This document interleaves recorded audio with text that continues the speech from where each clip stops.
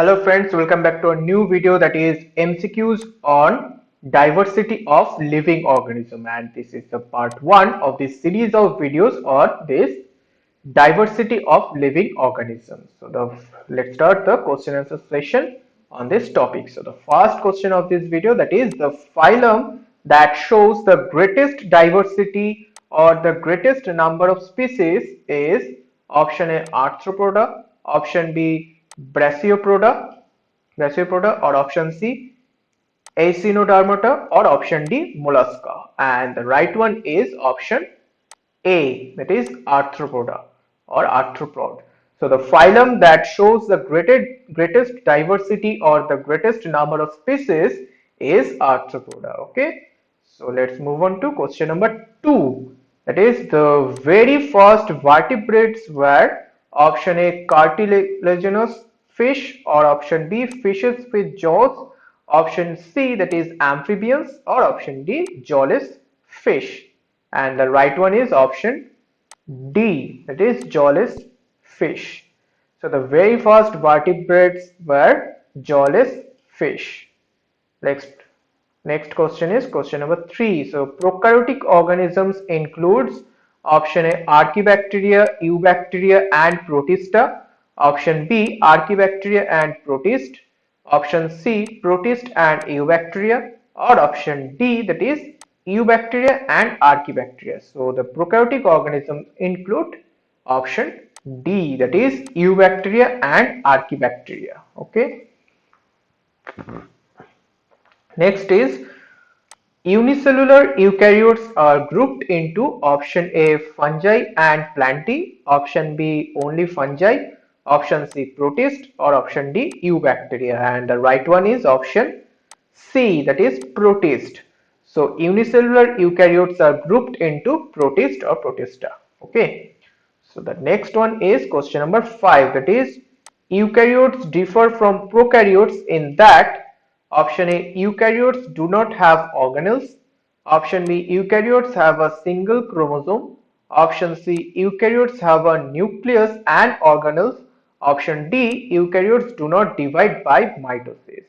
And the right one is option C, that is eukaryotes have a nucleus and organelles which we cannot get in prokaryotes. So eukaryotes differ from prokaryotes in that eukaryotes have a nucleus and organelles, organ which is membrane bound.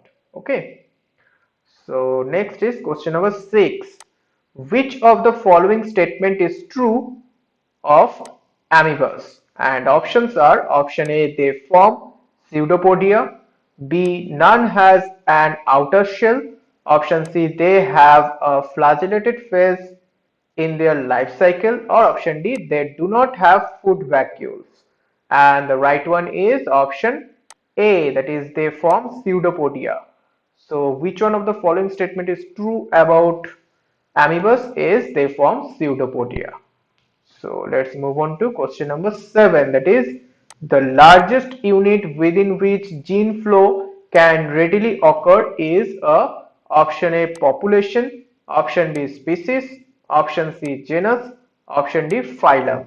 And the right one is option B, that is species. So the largest unit within which gene flow can readily occur is a species. Okay. Next is question number 8, that is if humans and pandas belong to the same class, then they must also belong to the same option A order, option B genus, option C phylum, or option D species. And the right one is option C, that is phylum. So if humans and pandas belong to the same class, then they must also belong to the same phylum.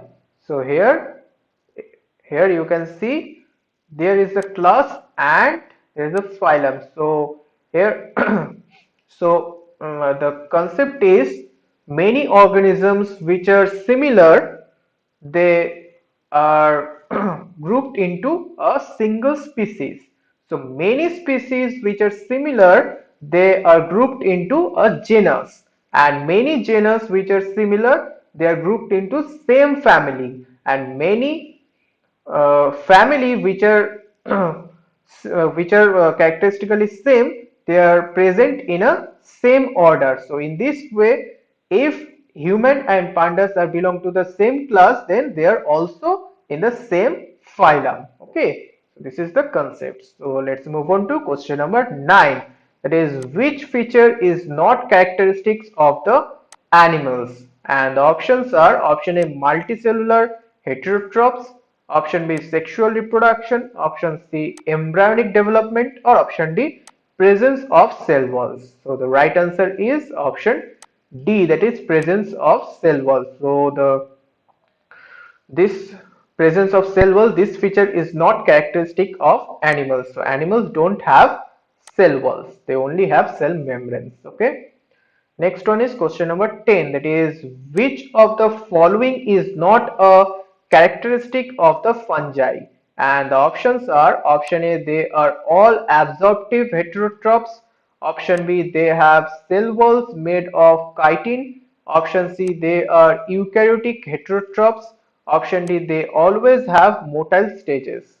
So the right answer is option D, that is, they always have motile stages. So which of the following is not a characteristic of fungi? That is, they always have motile stages. This is not true, but other three statement is true about fungi.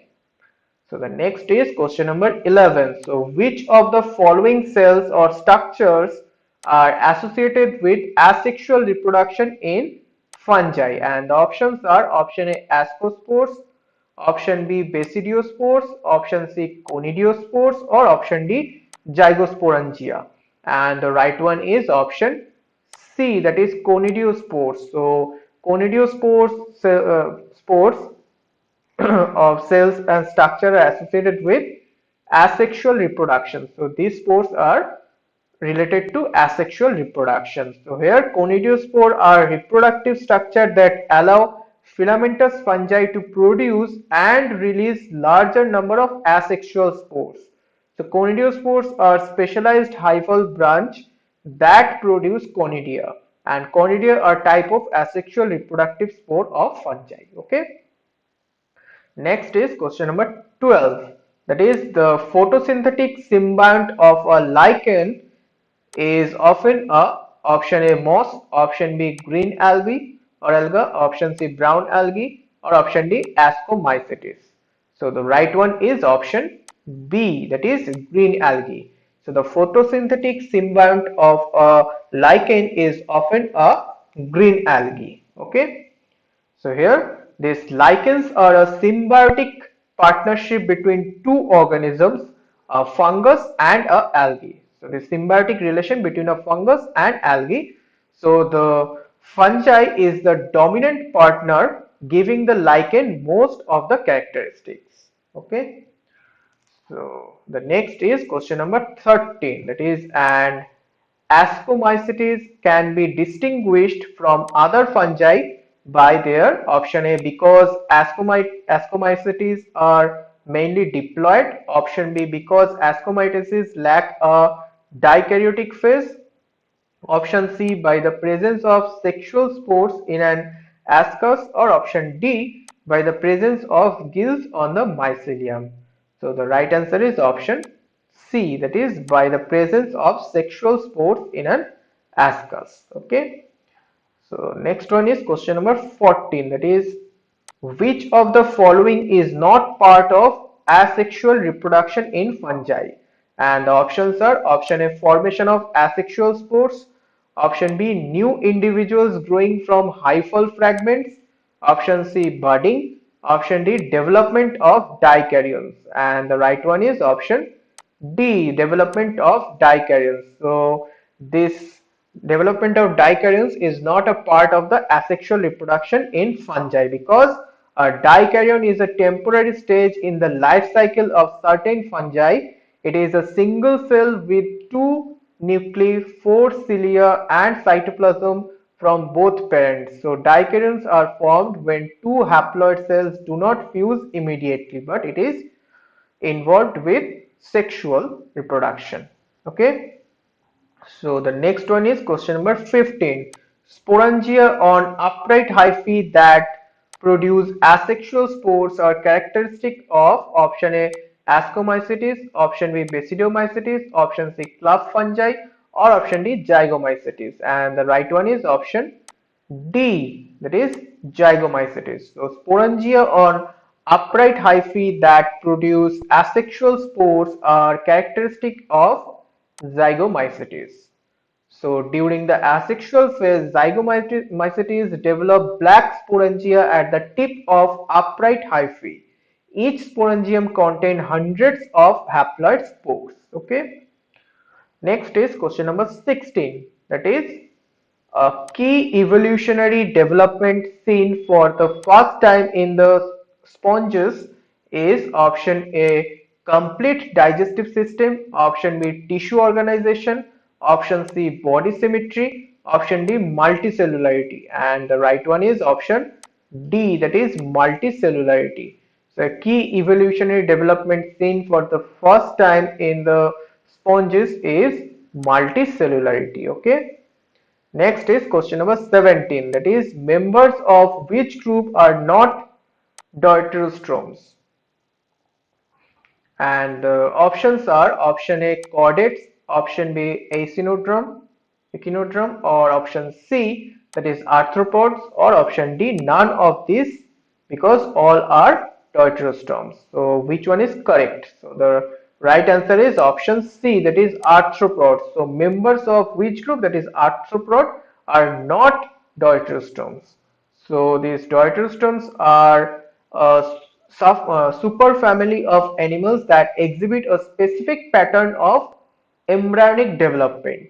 The difference between deuterostome and protostome is what orifice that blastospore develop into during embryonic maturation.